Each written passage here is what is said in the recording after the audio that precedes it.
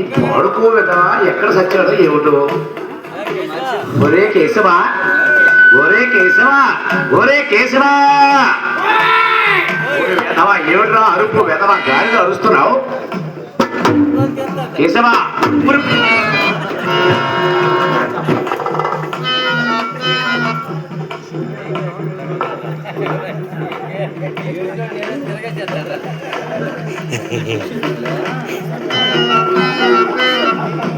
ఏమిటో చేస్తున్నావు?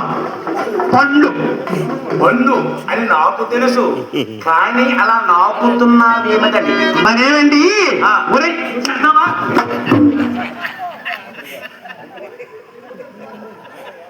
అమ్మగారు నాకు లోనకి తీసుకెళ్ళి నాకు ఇచ్చారండి పండు. మరి యథవా నాకు పోతే 4 రోజులు వస్తుందా? వస్తుంది, 4 రోజులు వస్తుంది. పండు అరటి పండు తింటే పుట్టుకుడు అయిపోతుందని అమ్మగారు చెప్పారండి. ఓహో ఒరే వెధవా, ఒరే వెధవా, ఈ అరటి పండు తీసుకొని ఇలా నాకుంటూ పోతే 4 రోజులు తింటే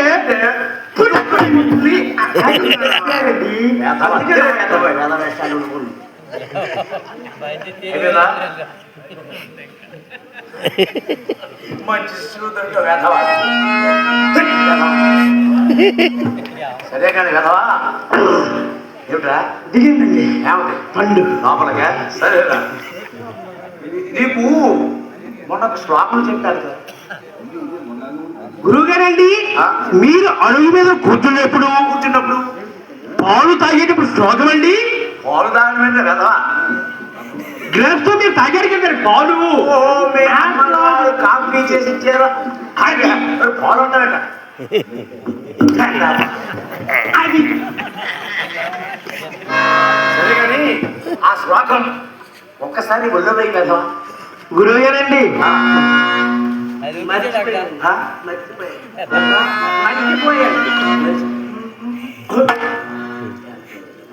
సరే నేను చెప్తాను, నా వెనకే వాను. అలాగేనండి.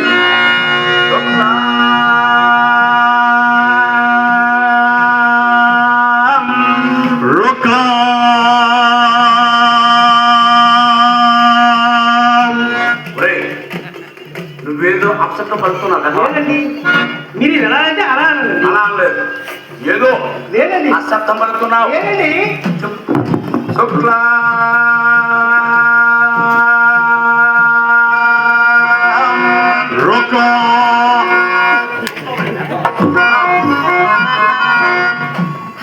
అది శుక్లా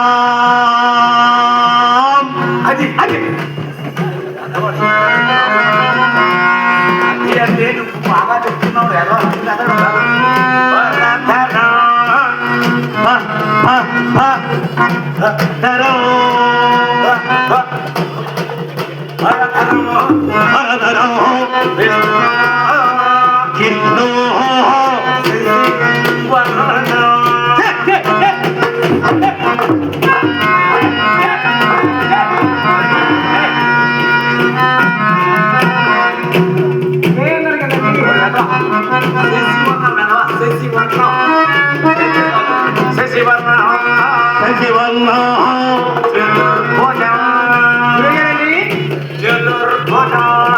ఎన్ని బుధాలు ఉంటాయి కదండి?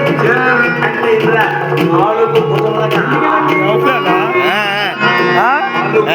4 సీన్మై అవతల సీన్మై నాట కుకింగ్ ఎవడేనా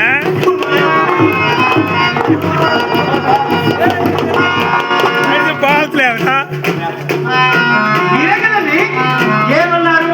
ఆ 13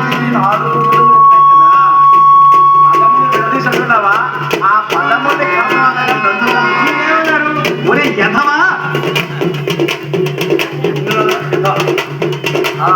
నేను ఎలా అంటే అలా అవ్వలేదు కదండి.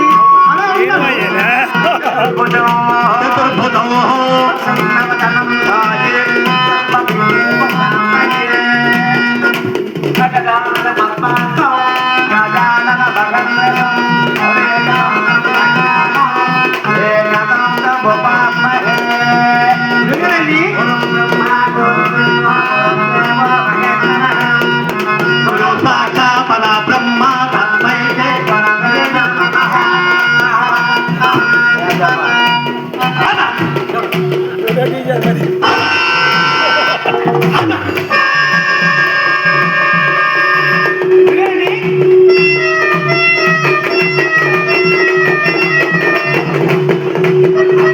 అదేంటండి ఆ గోపురం పైన కిందటి మీదటి కిందటి మీద ఏంటండి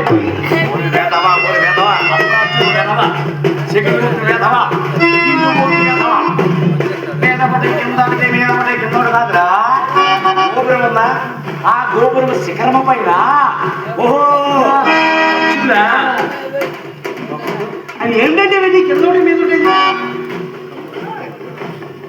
అలాంటి సందేహం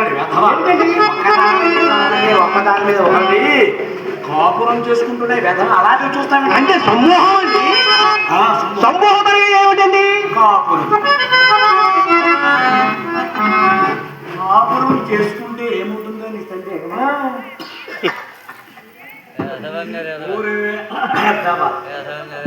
కాపురం చేసుకుంటే గుడ్లు పెడుతుందిరా గుడ్లు పెడుతుందండి లేదు